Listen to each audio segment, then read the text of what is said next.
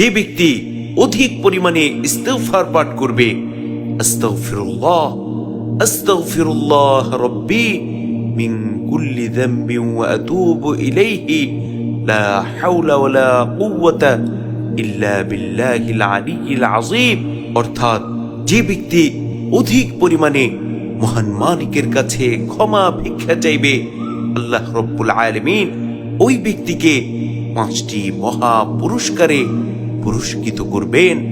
সুবহানাল্লাহ সুবহানাল্লাহি ওয়া বিহামদিহি সুবহানাল্লাহিল আযীম।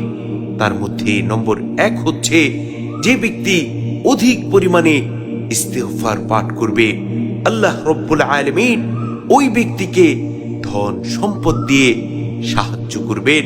ওই ব্যক্তির ধন সম্পদের মধ্যে আল্লাহ রাব্বুল আলামিন বরকত দান করবেন।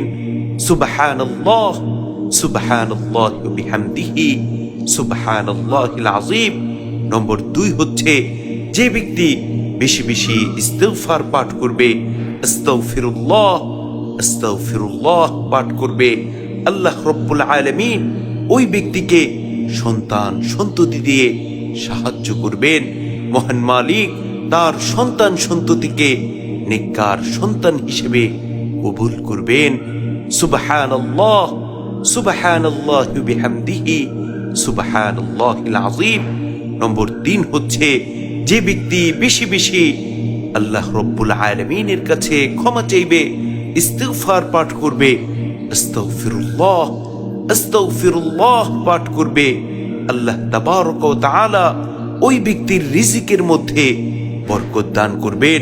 মহান মালিক তার রিজিককে বৃদ্ধি করে দিবেন। শুধু তাই নয়, আল্লাহ তাবারক ওয়া তাআলা ওই ব্যক্তির রিজিকের সকল পেরেশানি দূর করে দিবেন। সুবহানাল্লাহ সুবহানাল্লাহি ওয়া বিহামদিহি সুবহানাল্লাহিল আযীম। নম্বর 4 হচ্ছে যে ব্যক্তি বেশি বেশি তওবা ইস্তিগফার পাঠ করবে, রব্বিগফিরলি ওয়া তুব আলাইয়া ইন্নাকা আনতাত তাওয়াবুর রহিম। এই দোয়া বেশি বেশি পাঠ করবে, আল্লাহ রাব্বুল আলামিন ওই ব্যক্তির উপর থেকে সকল আযাব গজব উঠিয়ে নেবেন এবং তাকে সকল প্রকার বিপদ থেকে হেফাজত করবেন। সুবহানাল্লাহ সুবহানাল্লাহি ওয়া বিহামদিহি সুবহানাল্লাহিল আযীম। নম্বর 5 হচ্ছে যে ব্যক্তি অধিক পরিমাণে তওবা ইস্তিগফার করবে, আস্তাগফিরুল্লাহাল্লাযী লা ইলাহা ইল্লা হুয়াল হাইয়ুল কাইয়্যুম ওয়া আতুবু ইলাইহি লা হাওলা ওয়ালা কুওয়াতা ইল্লা বিল্লাহিল আলিয়্যিল আযীম। এই দোয়া বেশি বেশি পাঠ করবে, আল্লাহ তাবারক ওয়া তাআলা ওই ব্যক্তির শক্তি বৃদ্ধি করে দিবেন। ওই ব্যক্তি অসুস্থ থাকলে তাকে সুস্থতা দান করবেন এবং কঠিন বিমারি থেকে, কঠিন রোগ থেকে মহান মালিক তাকে হেফাজত করবেন। সুবহানাল্লাহ সুবহানাল্লাহি ওয়া বিহামদিহি সুবহানাল্লাহিল আযীম। এজন্য আমাদের প্রত্যেকের উচিত হচ্ছে বেশি বেশি আস্তাগফিরুল্লাহ আস্তাগফিরুল্লাহ, আল্লাহ রাব্বুল আলামিনের কাছে ক্ষমা ভিক্ষা চাওয়া, তওবা ইস্তিগফার করা।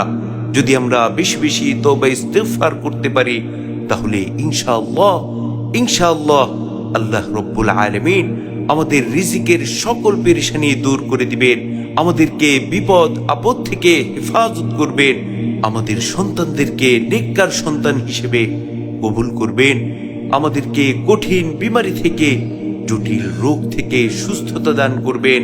শুধু তাই নয়, সর্বোপরি মহান মালিক আমাদের গুনাহগুলো মাফ করে দিবেন। সুবহানাল্লাহ সুবহানাল্লাহি ওয়া বিহামদিহি সুবহানাল্লাহিল আযীম।